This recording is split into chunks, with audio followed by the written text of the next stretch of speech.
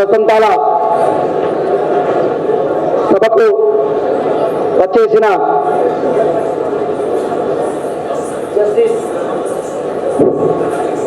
Justice DG Kolse Patil retired judge Mumbai గారికి, అట్లానే professor అలగోపాల్ sir గారికి, కాసిం సార్ గారికి, కొండ నాగేశ్వరరావు అన్న గారికి, సిపిఎంఎల్ మాస్ లైన్ పార్టీ రాష్ట్ర కార్యదర్శి కోటి రంగారావు గారికి,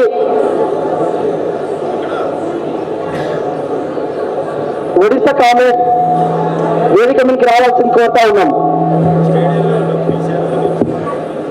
ప్రొఫెసర్ లక్ష్మీనారాయణ సార్ గారికి, పీడిఎస్ మాజీ నాయకులు హైయర్ ఎడ్యుకేషన్ చైర్మన్ నిమ్మద్రి సార్ గారికి, వేదిక మీద ఉన్న పెద్దలు, అట్లనే తోటి విద్యార్థి మిత్రులు, ఉద్యమకారులు, మాజీ తాజా పీడిఎస్ నాయకులందరికీ కూడా పీడిఎస్ రాష్ట్ర కమిటీ పక్షాన విప్లవాలను తెలియజేస్తూ, మిత్రులారా, పీడిఎస్ ఏర్పడి అక్టోబర్ 12, 13 తేదీల నాటికి 50 ఏళ్ళు పూర్తవుతా ఉన్నది. ఈ 50 ఏళ్ల కాలంలో అనేక మంది విద్యార్థి రత్నాలు అమరవీరులయ్యారు. విద్యారంగ సమస్యలకై, హక్కుల రక్షణ కోసం, లేదా మతోన్మాదం, కులోన్మాదానికి వ్యతిరేకంగా నడుంగట్టి గిరగీసి కొట్లాడి చాలా మంది అమరులయ్యారు. ఆ అమరుల నెత్తుటి జెండా ఈ రోజు వరకు 50 ఏళ్ళుగా ఎక్కడ కూడా కింద వేయకుండా భుజ స్కంధాల మీద మోస్తూ ఈ రోజు వరకు తీసుకొచ్చే మనరం. ఈ రోజు దేశంలో, రాష్ట్రంలో ఏదైతే పరిస్థితులు కులోన్మాదం, మతోన్మాదం పొంచి ఉన్నారో, ప్రశ్నించే గొంతు నంచివేస్తూ ఉన్నారో, 1971-72లో కూడా అట్లాంటి పరిస్థితులే మనం ఈ రోజు ర్యాలీ తీసిన గడ్డ మీద, సభ జరుపుతున్నటువంటి యూనివర్సిటీ గడ్డ మీద ఉన్నది. అందుకనే విద్యార్థులంతా ఆలోచించారు, ఉస్మానియా విశ్వవిద్యాలయం అంటే జ్ఞానమిచ్చే కేంద్రం. ఈ కేంద్రంలో ఆర్ఎస్ఎస్ దౌర్జన్యం ఏంటి, లేదా అధికారుల యొక్క తప్పుడు పద్ధతులు ఏంటి, ఈ రౌడీ గుండెలకు సపోర్ట్ ఏంటనేది కామ్రేడ్ జార్జి రెడ్డి, జంపాల వాళ్ళ బృందం అంతా కూడా ఆలోచించారు. అదే సమయంలో లాటిన్ అమెరికాలో లేదా చేగువేర పోరాటం, గోదావరిలోవి పోరాటం, లేదా వియత్నాం, రకరకాల ఉద్యమాలు విద్యార్థుల మీద ప్రభావం చూపాయి. ఆ ఉద్యమాలతో వాళ్ళంతా ప్రభావితమై ఈ సమాజాన్ని మార్చుకోవాలి, యూనివర్సిటీ రక్షించుకోవాలని పీడిఎస్ గా మొదలైన ఈ జెండా ఈ రోజు పీడిఎస్ సంఘంగా ఏర్పడి 50 ఏళ్ళు నిండింది. ఈ సందర్భంగా మనం ఈ దేశంలో, రాష్ట్రంలో జరుగుతున్నటువంటి కుల రక్షణకి వ్యతిరేకంగా, మతోన్మాదానికి వ్యతిరేకంగా, ప్రైవేటు విద్యకు వ్యతిరేకంగా, కార్పొరేట్ విద్య విధానానికి వ్యతిరేకంగా మనమంతా నడుం బిగించాల్సినటువంటి అవసరం ఉన్నది.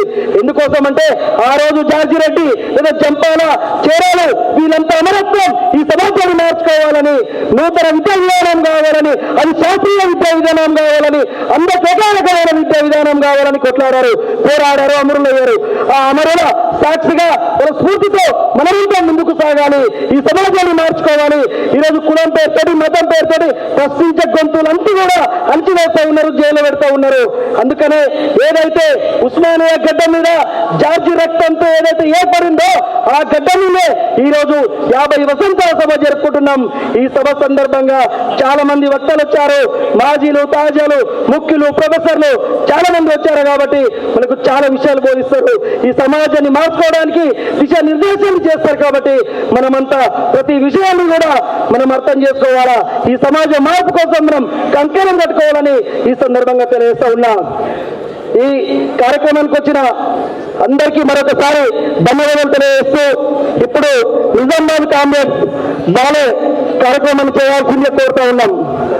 నిజామాబాద్ కామ్రేడ్ బాలే